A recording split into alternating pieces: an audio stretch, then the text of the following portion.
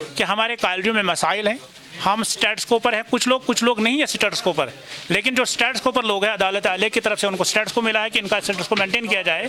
आज हमें कॉलेजों में डायरेक्टर और उनके प्रिंसिपल्स आने की इजाज़त नहीं दे रहे हैं, उसके बरक्स और लोगों को ढूंढ रहे हैं मगर हमें नहीं ला रहे हैं। और इस तरह से क्या करें, दो तौहीन कर रहे हैं, एक पढ़े लिखे तबके की तौहीन करते हैं, एक उन लोगों अदालत आलिया की तौहीन करते हैं।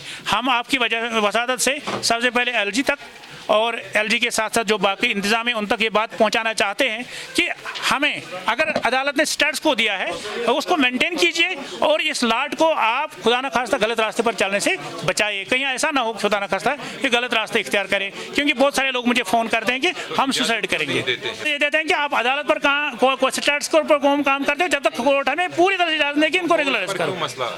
कोर्ट पर इसलिए मसला पड़ा है कि 2010 का जो प्रीव्यू था कि 2000 स्पेशल प्रोविजन एक्ट, उसमें हमें नहीं लाया गया। हम इसलिए गए थे कोर्ट में कि इस डिस्क्रिमिनेशन को खत्म किया जाए। उस वक्त कोर्ट ने सिर्फ इतना कहा था कि जब तक एक अदालत में ये मसला हल हो जाएगा तब तक इनके स्टेटस को मेंटेन किया जाए। कॉलेज में अंदर जाने नहीं देते और उसके बाद हमें कह रहे हैं कि अगर आप आ जाओ फिर आप दिहाड़ी मजदूर की तरह आ जाओ, या गेस्ट फैकल्टी या नीड बेस। कोर्ट का ऑर्डर है, हमारे पास स्टेटस को मेंटेन है, कोर्ट के ऑर्डर्स हैं। रिसेंटली ऑर्डर दिया है इसको जनवरी में कोर्ट ने कि इनके स्टेटस को डिस्टर्ब नहीं किया जाए, लेकिन फिर भी डिस्टर्ब करते हैं। और इसलिए हम आपकी वजह से ये पहुंचाना चाहते हैं आपकी वजह से अदालत आलिया तक भी कि इसको अगर कोई प्रोविजन है ये PIL इसको समझकर हमारे हक में मेहरबानी कर इस लाट को बचाया जाए जलील होने से। 300 in Jammu and Kashmir, 2300 in Jammu and Kashmir. तो ये सबके साथ बिल्कुल एक ही सलूक किया जा रहा है। उनके साथ अगस्त में किया जाता है, हमारे साथ मार्च में किया जाता है, बस इतना फर्क है। कहते हैं कि जब तक हमारा